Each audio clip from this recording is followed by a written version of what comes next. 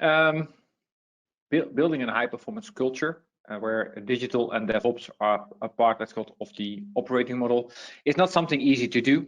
Of course, you can read a lot about change management. You can read about a lot of, let's call it, technologies and how to use and build that culture. But I believe that even today, with the ongoing pandemic, the well-being of the individuals is critical.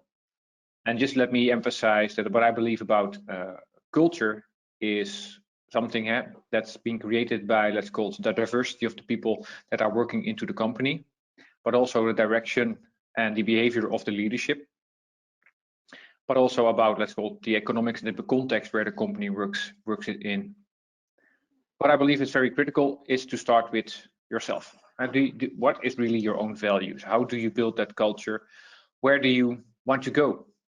And of course, I can use all those, let's call it, fancy terms like strategy eats culture, a culture eats strategy for breakfast. But I believe culture is really something about how do you create an environment where people feel welcome, where they have their well-being, where they also, with the ongoing stress of the pandemic, feel well, and how do you deal with that? So in NXP, what we have done, we spent time on cultural collaboration, and we work with some partners today on how do you understand the different cultures between, for example, Romania and the Netherlands, Netherlands and America, Netherlands and Romania itself, but also Romania and India and America, because we believe that we have quite some cultures in NXP, and for sure in NXP IT, the majority of our workforce is being spread in Romania, in India, America, and the Netherlands itself. And that culture that we need to build, and of course high performance, but also that's called high trust. So how do you build a culture where there's a use of high level of trust? That means that you need to understand each other. You need to know how the other cultures value specific things. And that's where we spend currently the majority of our time on.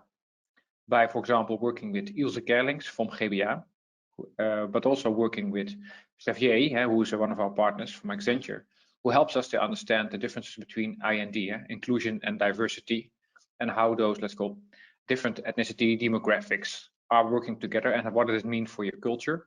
And that clarity of understanding on those differences means also that you allow the different ways of operating with those individuals. And I believe every individual contributes by creating that culture.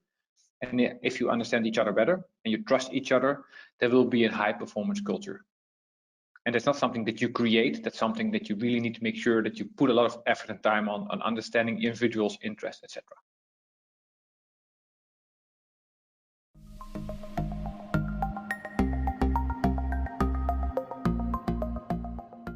Embarking on a DevOps journey. You need to understand that the journey itself is not the purpose. So I always say transformation or implementing DevOps is not a purpose on itself. There is no golden bullet, and I think that's something very critical to understand, because you need to be in contact of your individual people. Because implementing technology, so as the CI/CD pipeline, the tools, the testing, the automation, robotic process, the cloud, the self-services, the shift left, every principle that you can think of in a digital or DevOps world that you can be embarking on, you can easily implement that in your organization. Because sometimes it's even by a license code or simple P card, a credit card, you will active and give access to your software required for your technology pipeline, the DevOps tool chain, the digital tool chain that you're building. However, if you embark on that journey, then you need to be clear how do you drive adoption of that mindset? How do you drive and create the adoption of that specific behaviors? What do you want to see your employees' behavior being exemplified? What is really required to adopt the technology, the process itself by the people? And I think that's where you need to spend the most of the time on. What are now the behavior specifics? Is it about the leadership? Is it about the collaboration? It's about taking initiative. And if you look, for example, to the DASA DevOps framework about the competence, it's about courageous, being courage. And if you embark on that journey, you need to spend time on what is in it for the employee. And I can tell you, not everyone will be able to will be part of that journey, will make the end of the journey, because it's a continuous change and continuous iteration and development of those specific stepping stones and specific building blocks of that journey. And when discussing with a few of my colleagues who really also are with me on this journey, we really noticed that the big thing is keep discussing and and explaining to those individuals who are part of the journey what's in it for them. For some, it will mean additional skills, additional knowledge, making an impact, but also making sure that they understand what are they contributing to the corporate goals. And sometimes it's very easy to that NXP promise, secure connections for a smarter world. And how does it mean really for the individual employee? Because they are working on reducing the lead time, the cycle time, but also improving the quality of the processes we operate. IT processes, value chains in the business, order to cash of other value streams by acquiring customer. How do you improve those value streams and processes? By using technology, by using processes that you automate by using robotic process automation. And that means that you need to be able to get under the skin of those employees who are part of that journey, as such that you also demonstrate this is what you could do, this is the impact that you're making for the organization. And that's also what I'm asking myself continuously. Because I'm some millennial, I'm born in just after the 1980s, and I'm still aiming what impact can I make? How can I contribute to the bigger picture? What's the purpose of what I'm doing? And that's something that I believe if you're able to articulate that in a very well way, then you'll also be able to create a followership and guiding coalition with a mission and objective, with a proper direction and how to make that impact.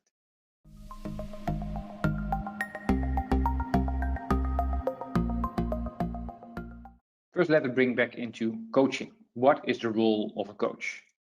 The coach is also making sure you take the one who is being affected by that change or is being affected by a certain situation that's been created by opportunity out of the market, by those forces that are asking us to be more competitive, to reduce the time to market.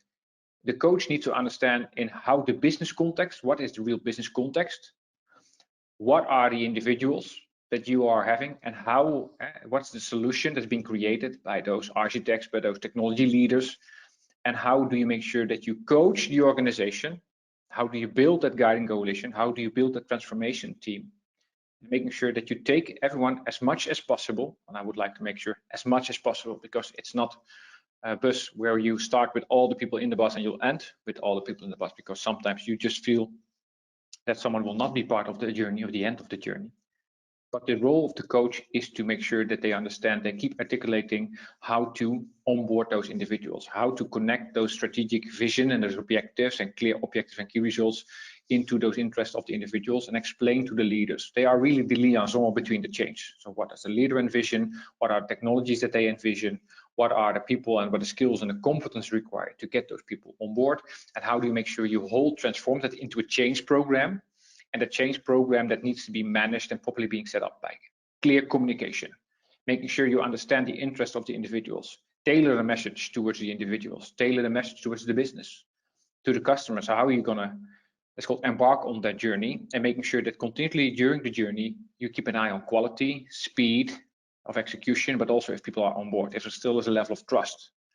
Because also at the end of the journey, if those coaches and those leaders will make a step back or decide to embark on other opportunities, you would like to make sure that it is a solid change, it's still there. It's not dependent on a few individual heroes. One of the things I always keep articulating to my team, we don't need more heroes. We need to make sure that we have knowledgeable skills and people who have the right purpose and motivation to achieve those common goals they have set out together to do the right thing for the company. And to make sure you do the right thing, you know the right thing, you need to keep communicating. And I think that the part of a clear change and clear coach is that you keep communicating the interest of the individual, the interest of the community, and you try to harmonize those interests in the same direction.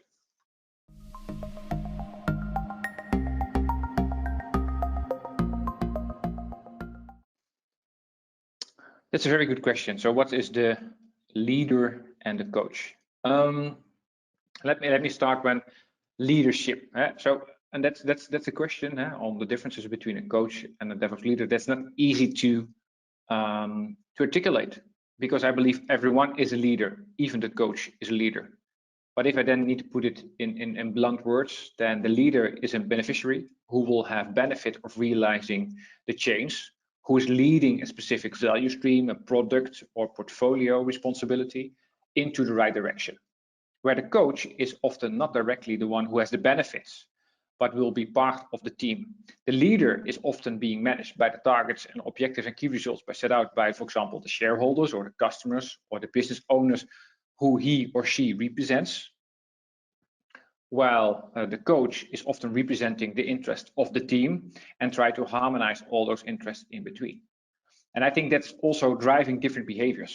While the coach can say, hold on, dear customer, hold on, dear stakeholders, the team is not ready to embark on the next adoption of the solution, or is not yet ready, or has to deal with a lot less called restructuring of other activities that's going on. You need to make sure that the team's mindset and healthiness and wellness remains at a specific level before embarking on the next change.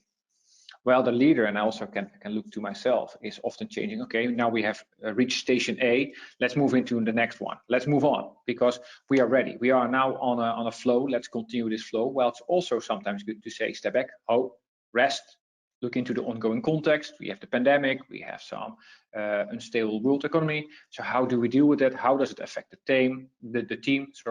And how do we embark on that next journey? What I try to explain is that the coach is in contact with the leader, the benefits, etc., but still represents the most of the team and the organizational readiness, while the leader tries to push as hard as possible to achieve the benefits, of course, not at all costs, but often are being managed by other targets. And that just drives different behaviors that you need to be aware of, leader and as coach. And I think there needs to be a good collaboration and sometimes constructive conflict to make sure you do the right thing for the people and the company to achieve an optimal speed for driving the benefits and results.